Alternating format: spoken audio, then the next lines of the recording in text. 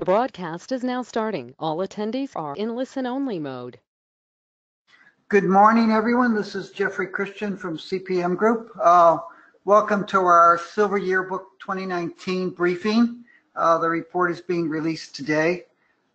As we speak, I've watched the silver price fall. It's off about 19.5 cents right now at 14.78 for COMEX, and gold is off as well as platinum, and palladium is up. Today marks the 33rd year that CPM Group has been producing annual and/or quarterly yearbooks and/or surveys on silver, gold, and platinum group metals. If you extend our track record back before we were CPM Group in 1986, and look at the reports that we published annually on silver at Goldman Sachs and then at J. Aron before J. Aron merged into Goldman Sachs, it has been 40 years since I became the head of the Commodities Research Group at J. Aron, and published our first silver report under my tutelage in 1980, which was a great year to be writing about silver because we had the price go from $5 to $50 to $16 in the year. And it was a very interesting year to write the first silver report in my history. If you go back to the time when J. Aron started its reports, which was around 1971, it's been 48 years that we've been producing this report. Back in the 70s and early 80s, J. Aron CPM Group was one of two companies that published estimates on silver supply demand and inventories. The other one was Handy and Harman. When J. Aron, when CPM Group spun off of Goldman Sachs, Handy gave us their records and ceased publication. And we were, for a while, the only people who pretended to know anything about supply and demand on silver. So we're kind of proud of our heritage, and we've been around a long time looking at this stuff. We're proud of the fact that our work has included major investors, private individuals and family offices, as well as large institutions, mining companies, governments, mints, fabricators, refiners, and others with large experience there. The format for today is that I'll give a little bit of an overview and talk about prices.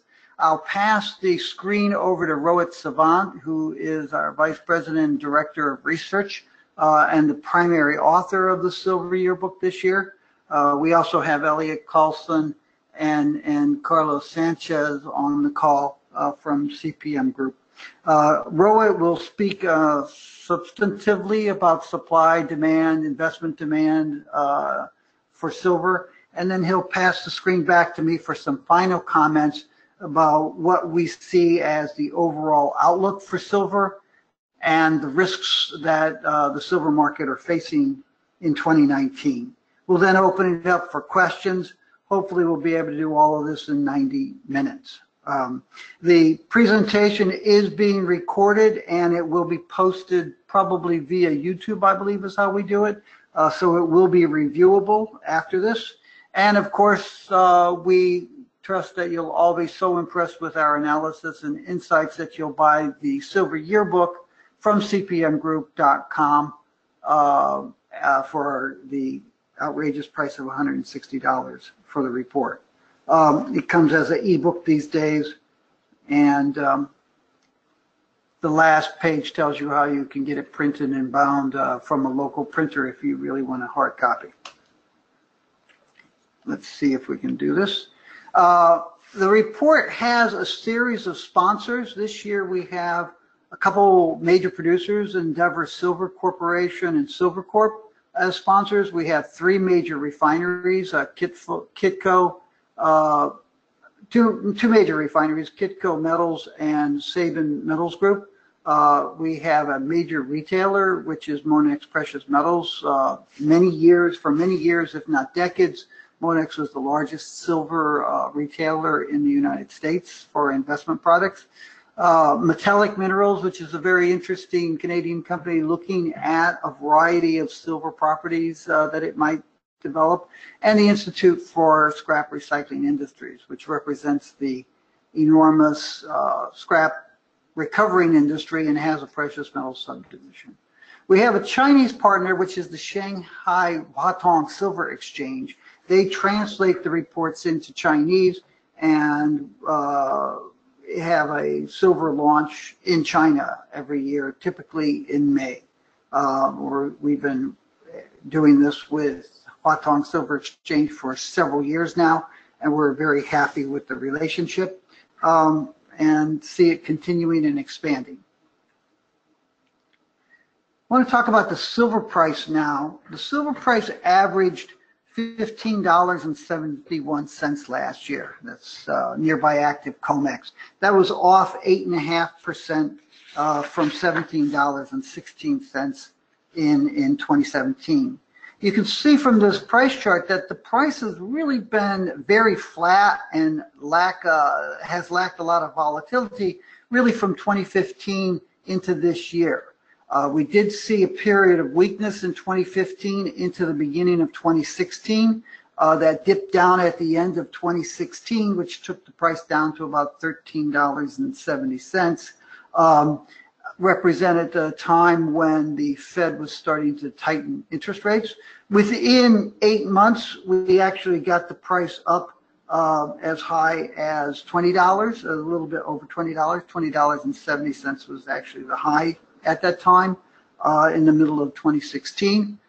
It came back down, and from 2017 until the middle of 2018, it traded in a very narrow range. It got down to 13. Well, it basically traded between 1851 on the high side and 1567 on the low side. So basically between 1567 and 1850, for about 18 months. In the middle of last year, as people became more positive on the economic outlook, we saw gold, silver, and other tangible assets ratchet down, and the silver price actually dropped down as low as $13.98 in the second half of last year before recovering in December and then in the first quarter.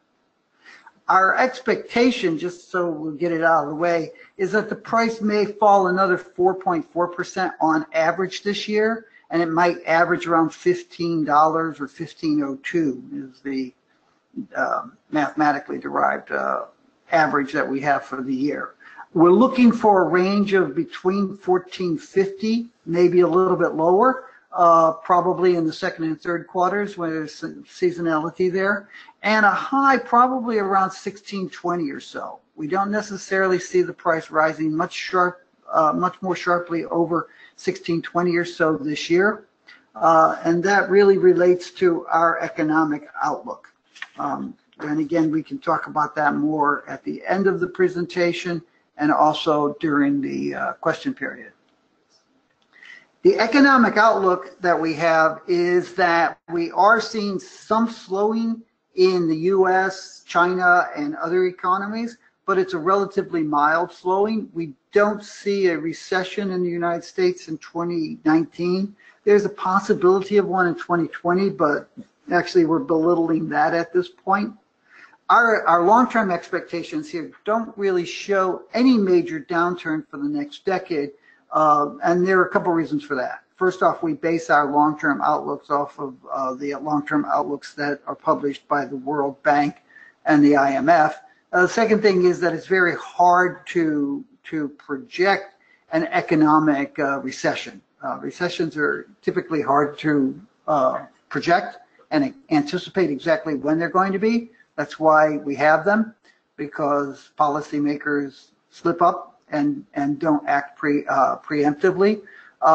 We do think that the scope for a recession is real over the next 10 years. In fact, in some of our work, we have 2 recessions over the next 10 years, one of which is not as severe as the recession we saw from 2007 to 2009, but it is not as mild as the 2 that we saw in 1990-91, and then again in 2001.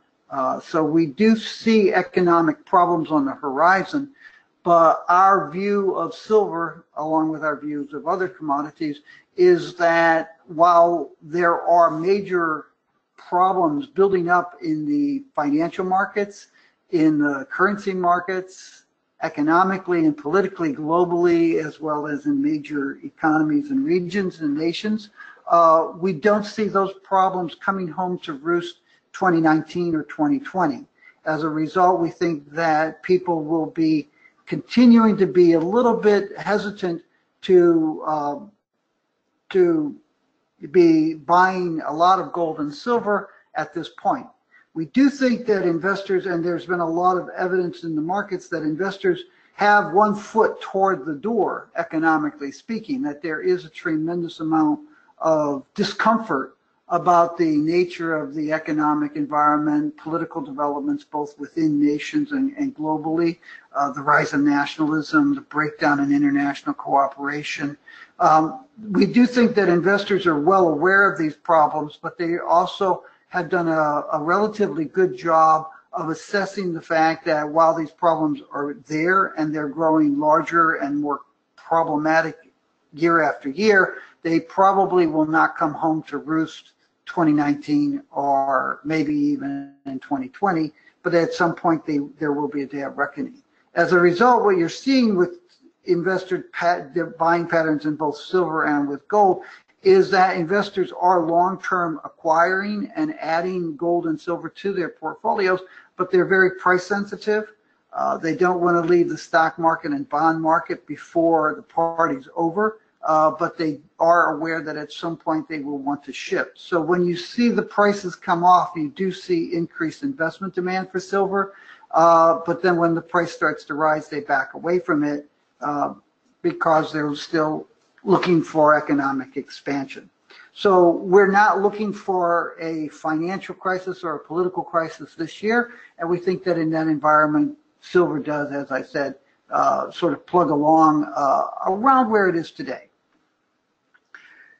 This is a chart of silver bullion inventories, and you can see that for most of my career, most of the silver inventories that were in the world were in what we call unreported inventories, most of which were held by investors.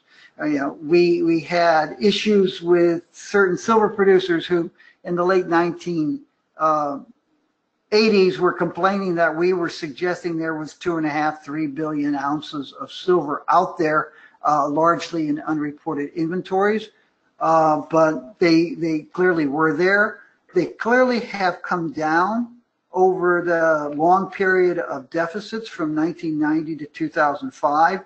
In addition to that, with the rise, with the creation of silver ETFs starting in 2005, 2006, we saw any number of investors taking the silver bullion they held in unreported inventories and basically selling that and buying silver ETFs. They found the silver ETFs easier to hold, more efficient to hold, and much more importantly, more efficient and easier and cheaper to buy and sell.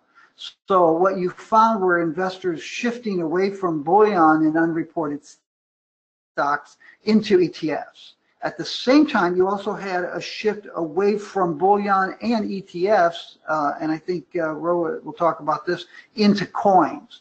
And that had to do with the fact that the price of silver, which traded around $5 for much, well, $3.50 to $5.50 for much of the period from 1990 to 2005, the price of silver rose, and it rose over $10, and it stayed over $10 for more than a decade now. And in that kind of environment, there were economic incentives for investors to have their silver in coin form and in some form less than 1,000 ounce bars. So you saw a shift away from holding metal and unreported stocks into ETFs, and then you saw a shift away from ETFs and unreported bullion bars into coins, which is a transformation.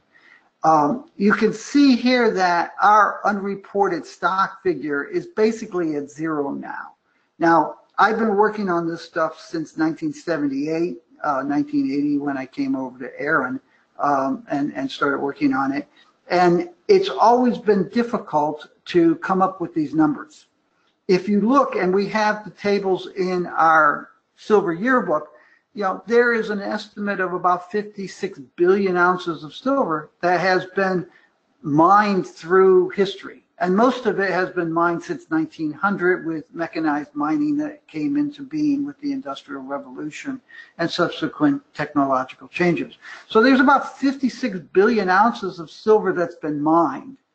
And if you look at a similar figure for gold, it's about 5.6 billion ounces. And in gold, about 90% of that is somewhat identifiable. It's either in central bank holdings of bars, or investor holdings of bars and coins, or jewelry and decorative items and religious items. And you only have about 10% of the gold market that is sort of lost to history, unidentifiable, used in industrial applications from which it didn't get recycled. That's because people don't lose gold. At $1,200 an ounce or even at $35 an ounce, you tended not to lose gold. Silver's been a lower priced item, and it's been used in a lot of things from which it's not recycled. Mirrors, ball bearings, solders, all sorts of products from which it wasn't really readily economically recoverable. And as a result, when you start talking about that 56 billion ounces of silver that has been mined through history, you find that about half of it, maybe 26, 27 billion ounces, is lost to history. It was used in industrial products. It is estimated that a lot of it was not refined, that a lot of it has gone into dumps over time because it's used in products like bearings and mirrors from which it's not recovered. And then there's 25 billion ounces that is somewhat identifiable. It's more than 1 billion ounces in bullion inventories, and then you have jewelry and decorative items and religious goods. We have known throughout time that there are several things. One is silver, and gold, are secretive markets. One of the attractions of silver is its secrecy, that it affords not only investors but others. And you see in the silver market the mining companies which have a financial incentive, economic incentive, and a regulatory requirement to reports their production.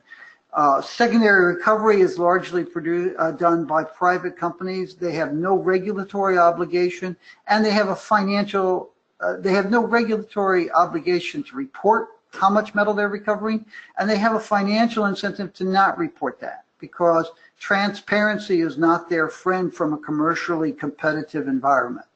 The same is true with fabricators. There's no regulatory requirement that anybody say this is how much gold or silver or platinum or palladium I'm using in my products.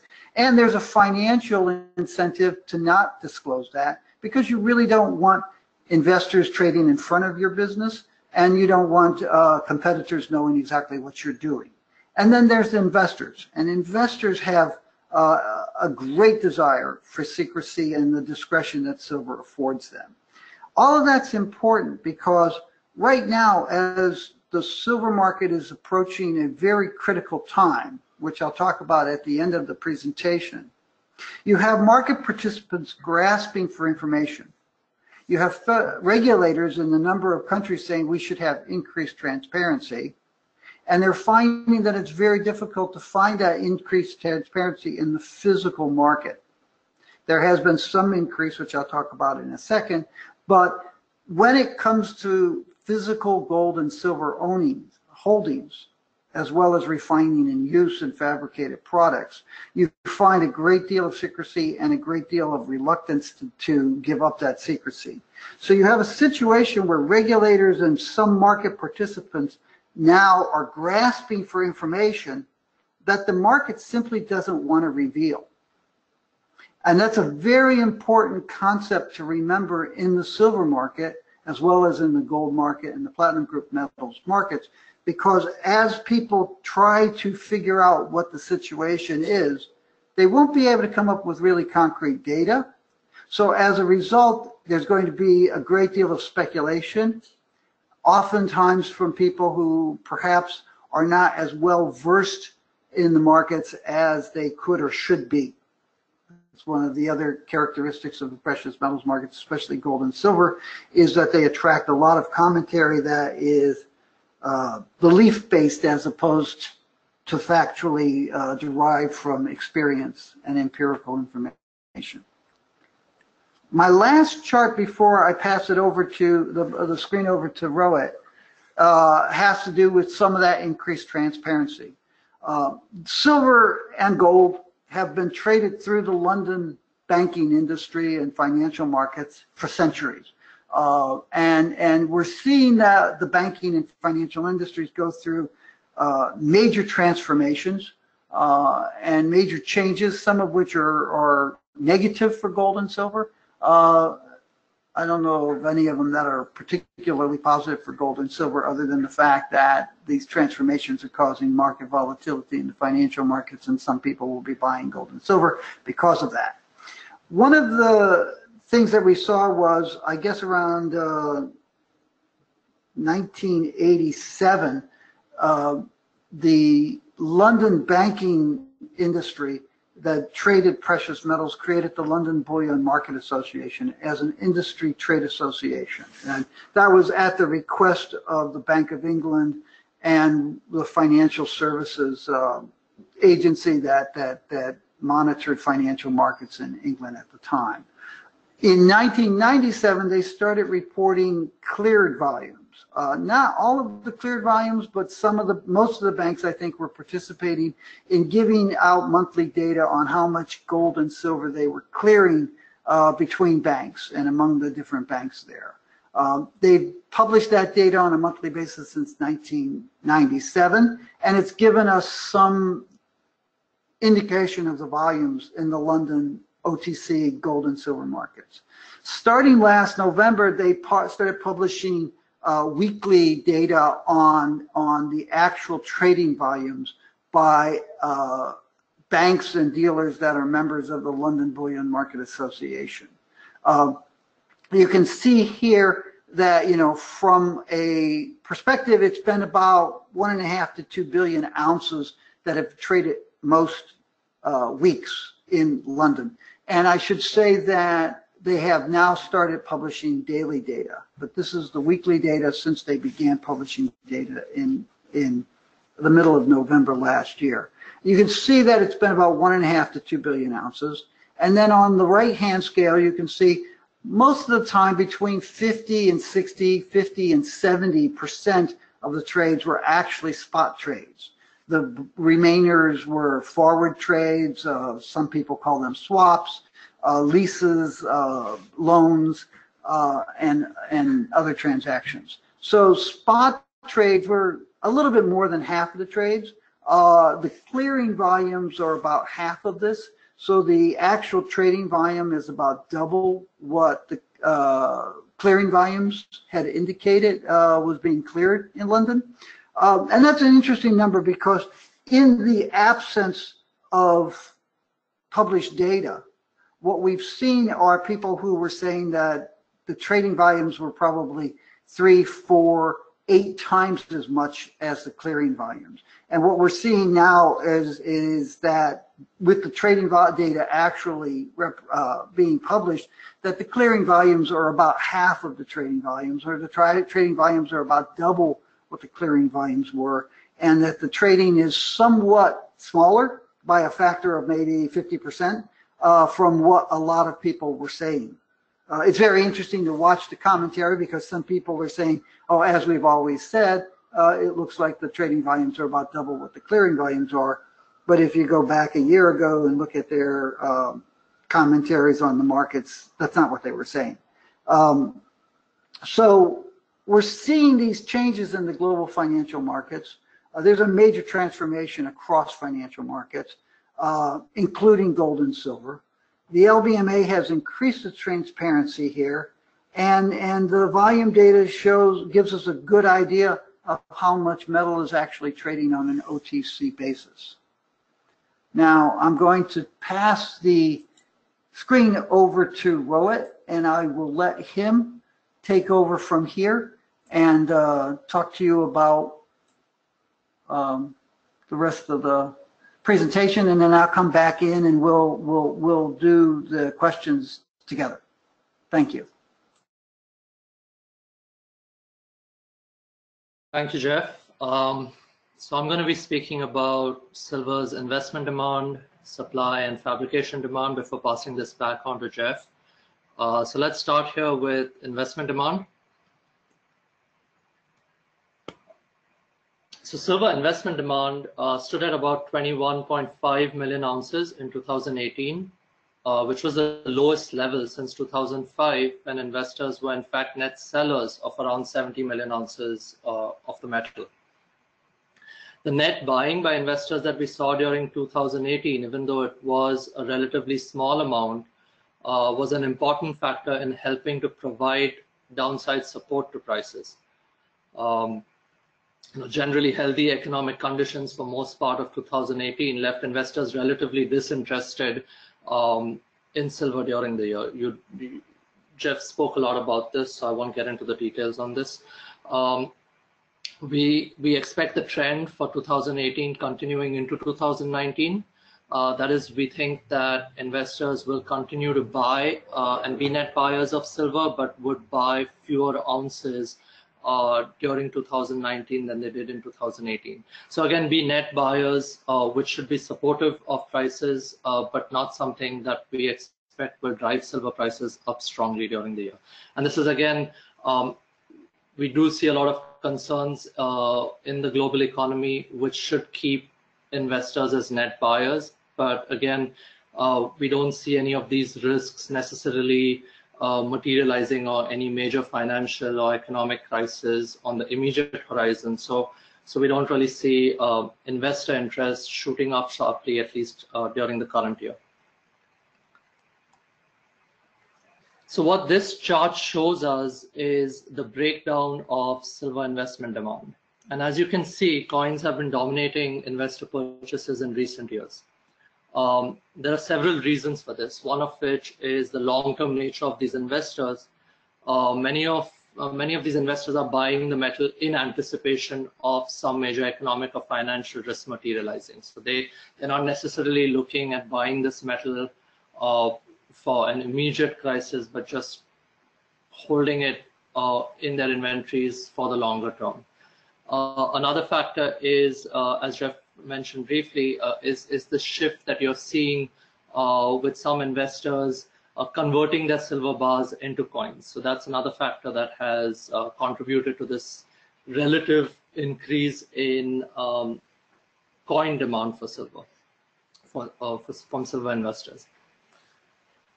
These investors tend to be price sensitive, which explains to some degree the increased participation in the market since 2013, when silver prices moved down into this lower trading band, which they've been in and kind of since 2013-14. That said, since these investors tend to be price sensitive, they also tend to pull back from making purchases when prices rise. The impact that has had on prices, therefore, is that they provide support to prices, but they don't really help to push silver prices up strongly. So you've seen a lot of this demand from silver investors, but from silver coin buyers, but it's really been on the dips versus when prices are rising. So what we're looking at here is the net purchases and the gross purchases of ETFs. The net purchases are on the left. Silver ETFs were net sellers of silver during 2018. That said, silver held by these investment products has been fairly stable since 2013. It's been at around, on an average, about 650 million ounces, which is a better position to be in relation to the holdings in other precious metals ETF products, where over the past few years, you've actually seen a decline in the amount of metal held by these products for different reasons. All of them have declined for different reasons, but they're basically, you've seen a reduction in the amount of holdings in these products over the past few years. You are seeing some of that demand come back in platinum this year, but up until the end of last year, it was down pretty sharply. So relative to these to the other precious metals, silver has been holding up fairly well. And again, while this is not a factor that is expected to drive silver prices higher, it's yet another factor that is helping to keep downside support for silver prices, and helps to explain to some extent why prices haven't declined to the lows that we've seen in the past.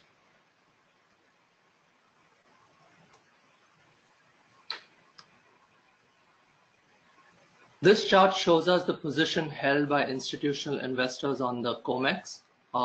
These positions turned net short during 2018 for the first time since the early 2000s. Positions turned net short during 2018, primarily driven by an increase in gross short positions, which rose to record high levels. And then you have gross long positions, which were largely flat during this time. So the way these positions were structured last year, that generally displays the somewhat negative investor sentiment from these institutional investors during 2018. The gold to silver ratio was at a multi-decade high in 2018, which highlights how undervalued silver is relative to gold. Given that the same factors that influence investor demand for gold also influence demand for silver, the relative weakness in silver prices is a positive for silver going forward, in our opinion. At this time, all of the price positive fundamentals are not even completely factored into the price of gold, and are even to a lesser extent factored into the price of silver.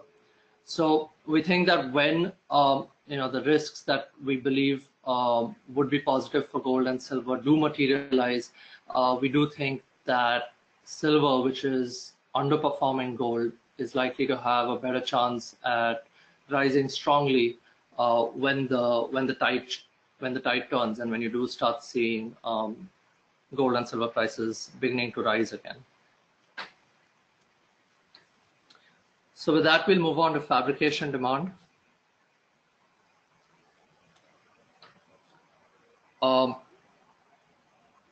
Silver fabrication demand continued to rise during 2018, supported by healthy global economy. For the most part, I mean, during the first 3 quarters of 2018, you had a pretty strong global economy, kind of softened towards the end, but wasn't enough to damage silver fabrication demand for the year. And in addition, you had relatively soft silver prices, which was again something that benefited silver fabrication demand. Silver fabrication demand rose in most major uses of the metal, with jewelry and electronics being the most notable. Silver fabrication demand stood at 926 million ounces in 2018, which was about 1% higher than the levels seen in 2017.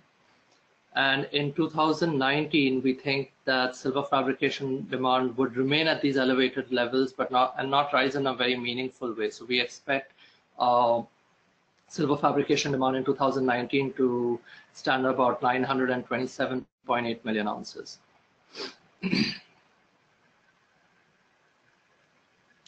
So what you're looking at here is silver used in solar panels, and after growing at a strong pace in recent years, silver demand growth from solar industry has slowed significantly in 2018. You saw both installations of solar panels as well as production of panels rising during 2018, which was supportive of silver demand. However, there's been a strong amount or a significant amount of thrifting or reduction in the per unit usage of silver in these solar panels, which has been weighing on overall demand for silver from this sector. So what we saw last year was this thrifting actually holding down the growth in silver demand from this sector, and we saw silver demand from solar panels at a record high of 98.5 million ounces, which was about 1% higher than 2017 levels. And we expect demand to continue growing this year, but again at a very, very slow pace. So we don't really see strong growth in demand, but we don't expect a decline in demand from this source either. And that's primarily on the back of ongoing demand for solar panels and ongoing increases in production of these panels.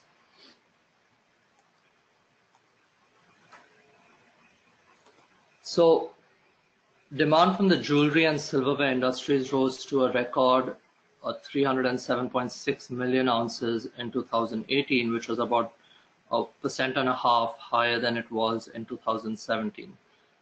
There were several factors that came together during 2018 which helped to propel silver demand from jewelry to record levels during 2018. Jewelry demand is discretionary in nature, and therefore tends to typically be both income elastic as well as price elastic. And last year, the healthy global economic conditions for at least 3/4 of last year and soft prices came together to boost demand for silver in jewelry and silverware during 2018.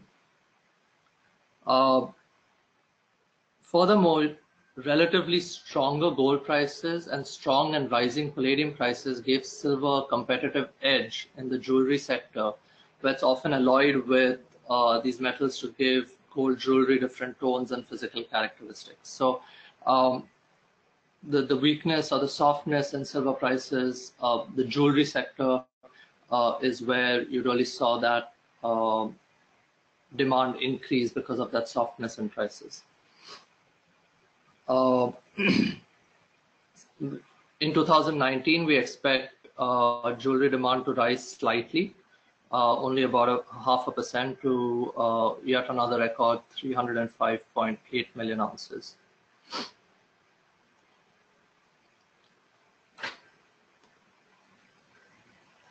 Another important and growing source of demand for silver is the electronics sector. Now, electronics sector includes everything from semiconductors to chips and connectors. And we saw that silver demand from the electronics sector rose to a record high 234 million ounces in 2018, almost 2% higher than 2017 levels. The increased use of electronics in every facet of life has given a boost to silver demand from this industry. Demand from semiconductors, which extensively use silver, rose to a record high level during 2018. You saw a pretty substantial increase in demand for semiconductors, and as a result, this benefited silver demand from this source. And again, like in the case of jewelry, silver in electronics benefited to some extent from the sharp increase in palladium, which is also used in semiconductors. And typically these sources of fabrication demand tend to be fairly price sensitive, and the sort of sharp increases that we've been seeing in palladium prices definitely incentivized fabricators to at least move partially or substitute a little bit of the palladium out and replace it with silver. So we did see silver demand from electronics as well as jewelry benefit on account of the strong palladium price. This year, we think that following the sharp run-up in semiconductor demand during 2018, you might see some softening in demand from the electronic sector early in the year, but we think that that cycle will pick up in the second half of the year, and we anticipate that silver demand from electronics will continue to grow this year, but at a slower pace than what it did in 2018.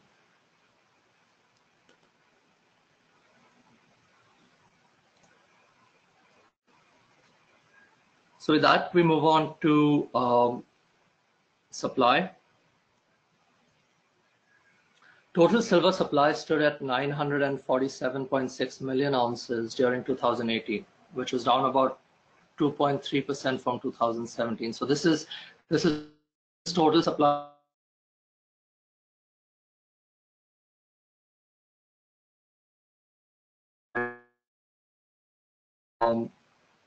The decline in total supply was primarily due to mine output.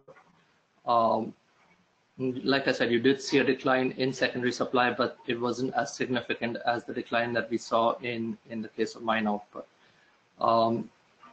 2018 was the second consecutive year in which total supply declined after reaching a record 1.03 billion ounces in 2016.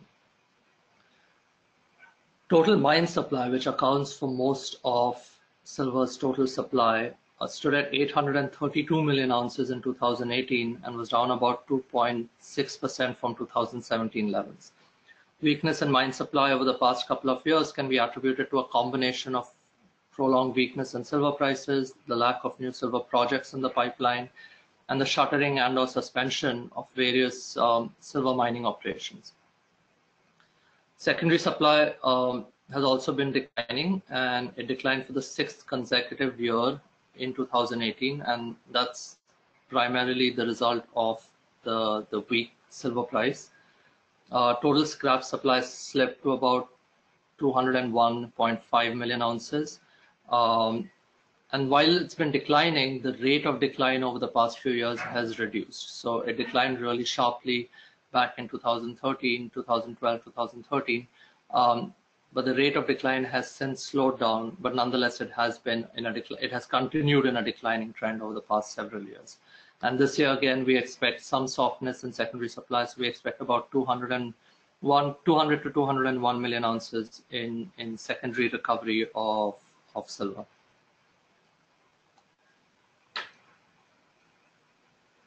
So what this chart shows us is new mine capacity that has been coming on in silver.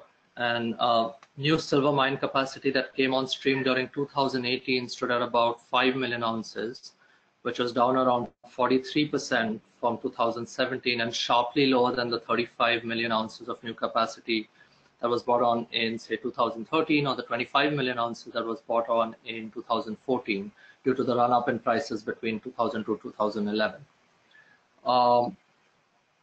We expect that new silver mine capacity coming on stream during 2019 will shrink further to about 3.5 million ounces. We've seen the general weakness in silver prices is providing little incentive for primary silver producers to increase their output either via expansion or new mines. And so when you look at the loss in silver output over the past few years, a large part of it was the result of the Escobal mine being suspended. So that took off the market about 20 million ounces of mine supply. But excluding that one mine, which was suspended and the production was halted, and it had nothing to do with prices. When you look at lost mine supply, you have about 10 to 12 million ounces of mine supply lost during 2017, 2018, excluding the Escobal mine. So clearly silver prices being weak is beginning to show up in a small way on the mine supply side.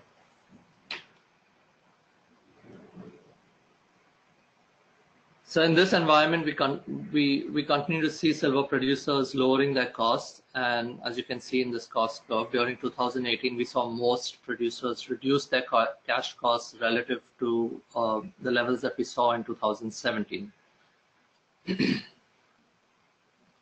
on a production-weighted basis, cash costs were down to about, this is for primary silver producers, so on a production-weighted basis, cash costs were down to about $5.47 during 2018, which was the lowest level that these costs have been at since 2009.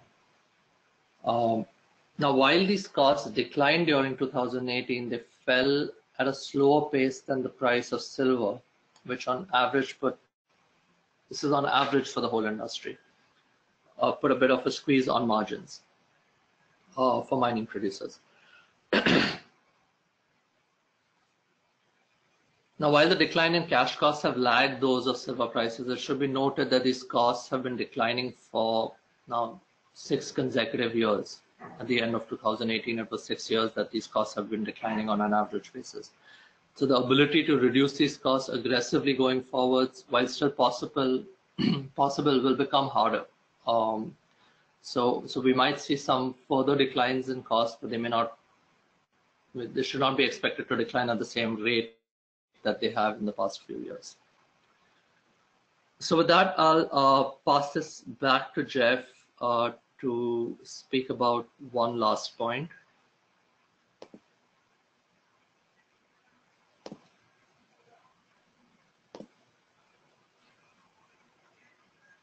Okay, thank you, Rohit. The final chart that we have is actually a chart that Rohit had at the very outset of his presentation, which is our silver market balance, the surplus or deficit, net additions to above ground inventories, or net withdrawals. And one of the things about the silver market is that you see these large 10, 15-year periods of surpluses and deficits. And they've been directly related to prices, and they're directly related to investment demand.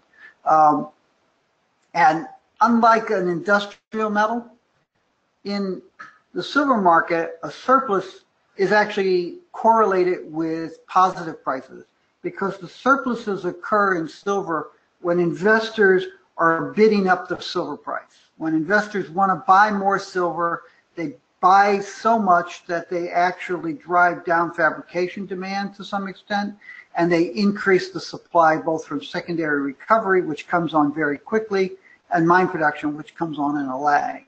And deficits tend to be correlated with periods where investors are net sellers of metal. You can see that large period from 1990 to 2005, where net withdrawals were close to a couple billion ounces. Not all of that was investment demand. There was a lot of silver that had actually built up, several 100 million ounces of silver that had built up in market makers' inventories, banks and brokerage houses and trading companies that stood as market makers. And when investors didn't want the surplus metal that they had helped create by driving up the price, it fell to the market makers to buy that metal and hold it in their inventories, which then drove the price down, because the market makers will insist on having a full carry if they think that they have to carry that metal for a long period of time. What we wanted to do here is show the similar trends in investment demand, surpluses, and from the late 1980s to the late 2010s. Because we have a similar situation where investment demand had risen very sharply in 1979, 1980, drove the price up from $5 to $50, and investors came in and were very large buyers for about 3 to 6 years. And then as the 80s progressed and economic and political changes were occurring, and investors became less worried about the world the way they had been in 1980, 81, 82, they were buying less silver. And we see a similar situation over the last 6 to 8 years, where investors bid up the price of silver starting around 2006, 2007. It got very intense in the period 2008 through 2011, 2012, 2013. And now they're buying less silver. And that can look very worrisome, because you have a similar trend in investment demand, and you have a similar trend in prices over the last several years to what you had back then. One of the topics that we cover in the review and outlook chapter of the Silver Yearbook is this a repeat of the late 80s and early 90s? And are we headed toward a repeat of the of the 1990s, when you saw investors actually being net sellers consistently for 15 years, and the price of silver trading between $3.50 and $5.50 for much of that period of time? Our view is that that's not likely to happen for a variety of reasons. And it's interesting, because if you go back to the late 1980s and you look at what was being said there, some of the same things that are being said today were said then. But the reality is that it's a radically different world. First off, the markets are different. The silver market is radically different. You have investors much more tuned into silver now than they were in the late 1980s.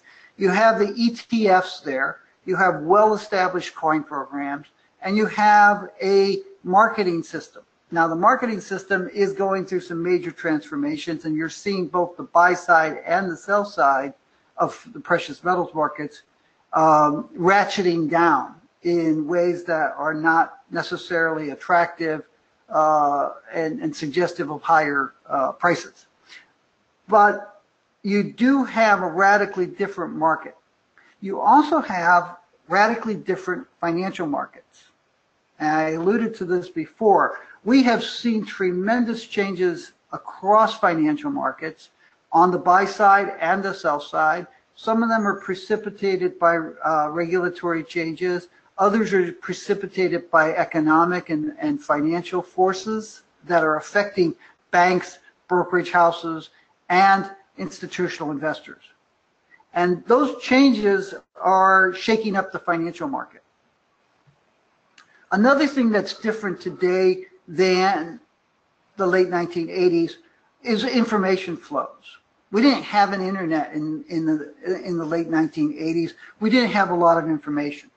As I mentioned, in the late 1980s, CPM Group was the only company producing supply-demand statistics on silver and price expectations. And our work was primarily sold to large institutional investors, producers, governments, companies and institutions and government agencies that had large financial exposure to precious metals. There was not a lot of information readily available to smaller investors and mid-sized investors on silver, except insofar as some of our clients were sell-side institutions that were repackaging the material. So we continued to provide research throughout the late 1980s through Goldman Sachs to Goldman Sachs' clients. There was a company, Deke Pereira, which was a major silver producer back then, a silver provider to investors, and we provided research through them and through Monex and through other companies. Yes, we've been working with Monex since the 1980s. It's been a long time. The information flows have changed dramatically.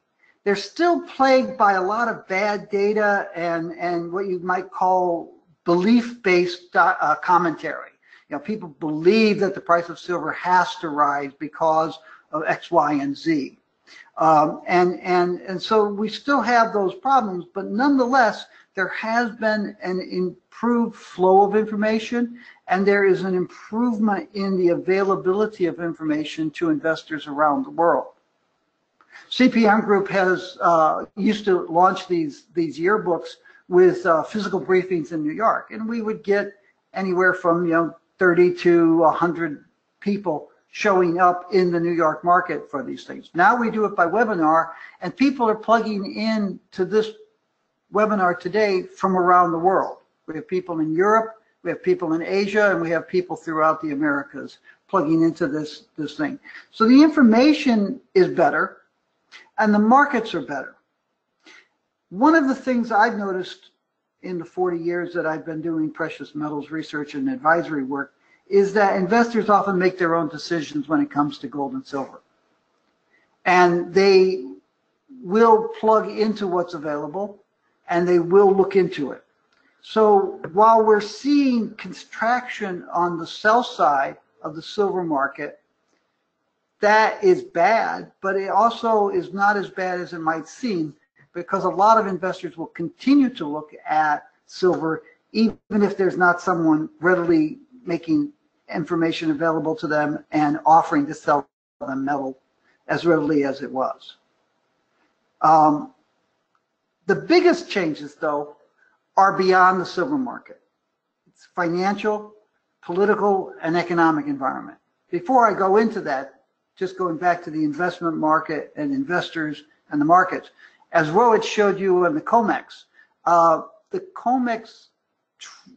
open interest today on the part of institutional investors is 2 to 3 times what it was in the late 1980s, early 1990s. So it's a radically larger, much more active market than it was. And as he also pointed out, these guys are active on both the long side and the short side. The short side tends to be shorter term holdings. The long side, if you look at that chart, is surprisingly static. Even when the price is falling, there are a lot of people who remain long on the silver COMEX contract. So you do have radically different markets. But going back to my final point, we have financial, political, and economic problems that are confronting the world. And some of those problems were there in the late 1980s and early 1990s, but we're 30 years down the road. Things are much worse today than they used to be. In the late 1980s, in 1980, we had a $58 billion federal budget deficit and less than $1 trillion in federal debt. By the late 1980s, I think we were up to a few $1 trillion in federal debt and a $320 billion deficit. Now we have a $1.4 trillion deficit and more than $20 trillion in federal debt. And it's not just the U.S. government. We've seen paper assets rise at 11, 12% per annum since the 1980s. And we have this tremendous explosion of dollars, of debt, corporate debt, government debt, private debt around the world. It's helped us have a very good economic environment in terms of real GDP and consumption, but it is in fact getting to a point that is problematic. It's kind of ironic because back in the 1980s, people were talking about how unsustainably bad the global economy was, and how U.S. deficits of $325 billion a year were unsustainable, and how $4 trillion of debt was ridiculous, and people would stop buying the dollar and stop buying treasury bills. And 30 years down the road, 33 years down the road, we're still hearing people say, hey, this can't go on. And maybe it can't go on, but even if it does go on, it's in much worse shape than it has been. And we saw this in 2007 to 2009.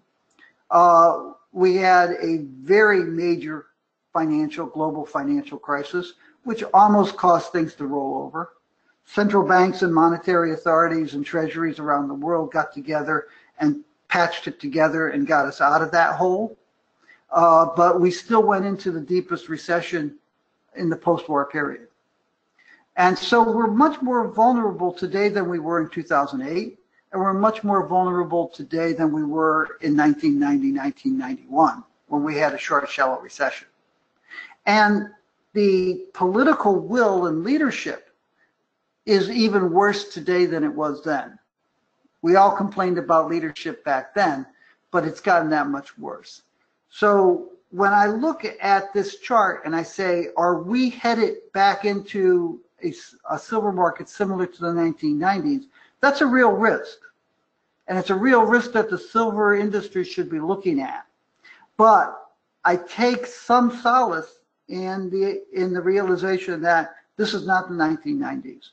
The economic, financial, and political environment is much more worse now than it was back then.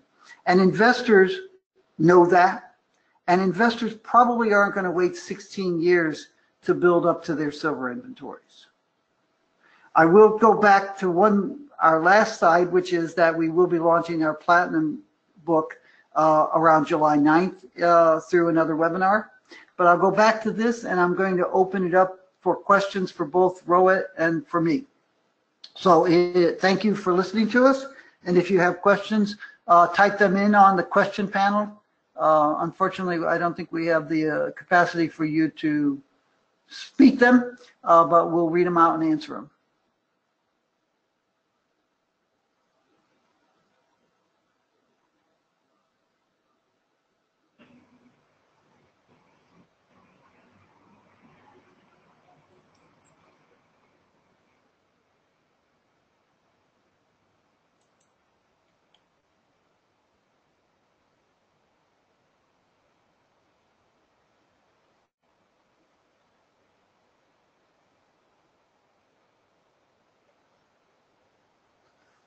Okay.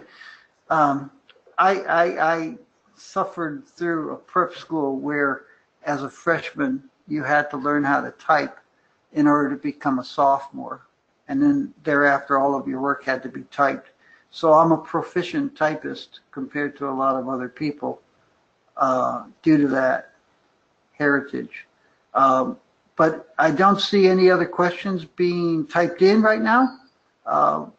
So I'm not sure if we should wait a little bit longer or if we should thank you and say goodbye.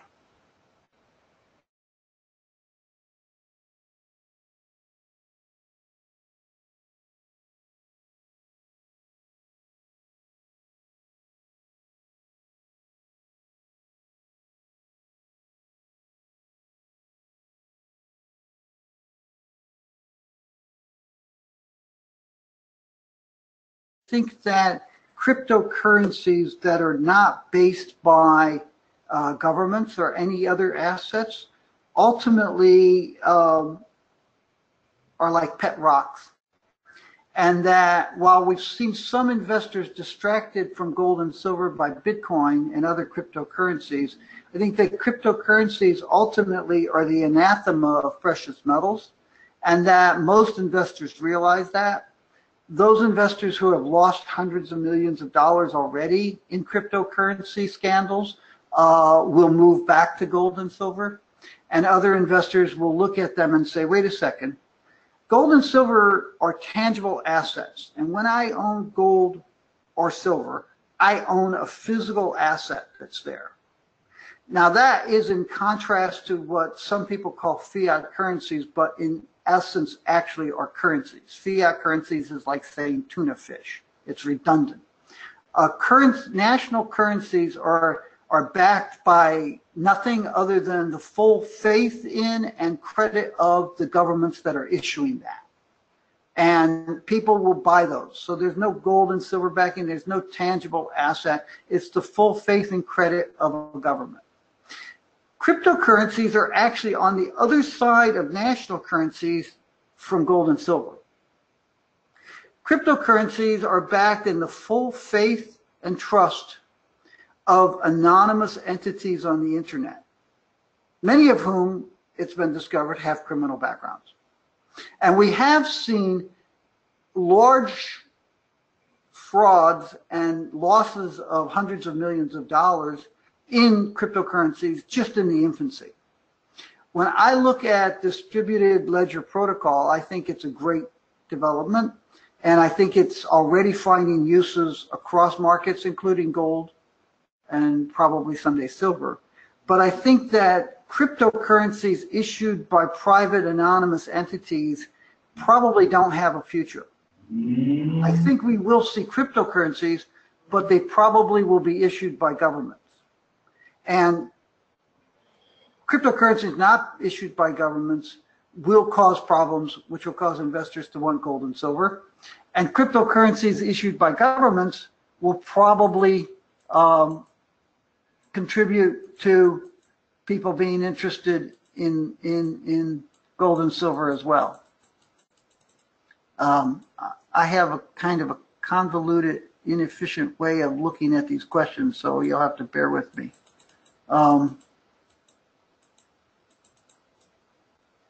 We have a number of questions that unfortunately I can't see too closely or too easily. Okay, so that's that one. Blockchain technology impact on precious metals is the same thing. I just sort of covered it. With 10-to-1 historical production of gold to silver, why is the ratio so high at 85-to-1? Rohit, you want to take that or shall I? Sure, I can take it. The ratio that we're seeing in for the gold and silver price really is a reflection of investor interest in the metals and the way that they tend to look at gold and silver. So you may recall that Jeff was talking about how investors in silver tend to be a little bit more flexible with moving in and out of the metal, whereas those who are investors in gold tend to hold on to their metal. It's really a reflection of the investor interest and the demand for the inventory of the metal that is what is creating that ratio to look the way it is. I think it has less to do with the amount of metal that's being mined.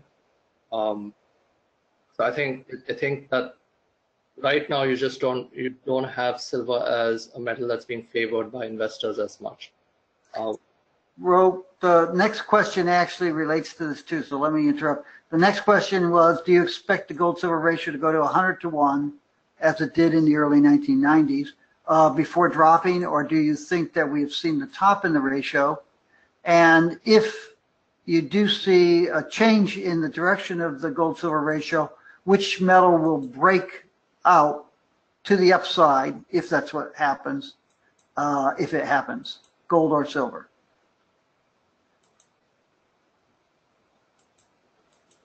You want to add anything more to that? We think that when the metals do turn and they do start to rise, we do think that given the current ratio and the way that silver is significantly undervalued, even though a lot of the fundamentals that apply or influence gold also influence silver, and then you see in this environment that silver is underperforming gold so significantly. We think that when prices do begin to rise, basis some kind of risk materializing, you're probably going to see silver prices rise a lot more sharply. We don't have any objective on where we see the ratio go. It could get to 100. There's no specific level at which we see it turn. It's stayed below 80 for the most part, and it has shown, historically periods when it has declined, when it reached that level. But then you had the period during the early 90s when it went over 80, stayed above that level for almost 3 to 4 years before it began to decline again. So there's no specific level or time frame that you can project on how long that ratio will stay where it is. But when it does turn, we do think that silver has significant potential to climb sharply. Okay. The next question is, talk about how significant silver coin buying is in the U.S. and how it has changed. I'll start off, but then I'll let you add in if you want, Ro. I mean, silver coin buying has been very important in the United States. It's been a very significant source of demand. It's silver eagles, and some of those silver eagles are bought not by U.S. investors, but by foreign investors who want their silver in the form of eagles as opposed to other things. One of the nice things about the U.S. Mint is that they do publish monthly data so that you can have the data on it. Now, we saw silver investment, demand for silver eagles fall very sharply over the last 2 years, and we're starting to see in the first quarter of this year what appears to be some revival in it. So my own view is that the eagles sales are very important, and they're important for a variety of reasons. One is that they can take a significant amount of silver out of the market and apply upward pressure. But the other thing is, because the U.S. Mint is kind enough to publish data, whereas other mints don't want to publish that data, you actually have a barometer of investment demand. Do you have anything you want to add to that, Ro? No, there's nothing I have to add to that. Okay. Next question. When you say you expect mild slowing in the U.S. and Chinese economies, are you thinking that it will be enough to lift the price of silver compared to 2018? And the answer is no, we don't. We think that the economies sort of are plugging along relatively well right now. We do see these problems on the horizon, but we think that there's plenty of scope for continued economic growth before those become so problematic as to drive investors back in. So yeah, we're looking at an average of around 1502 for this year, and that I think reflects our view that a drop from 2.8 to 2% real GDP, if that's what it is, or 2.8 to 2.4% in the U.S., and 6.4 to 6.0 in China, is probably not enough to shake the tree sufficiently to get investors back into silver. Any other questions?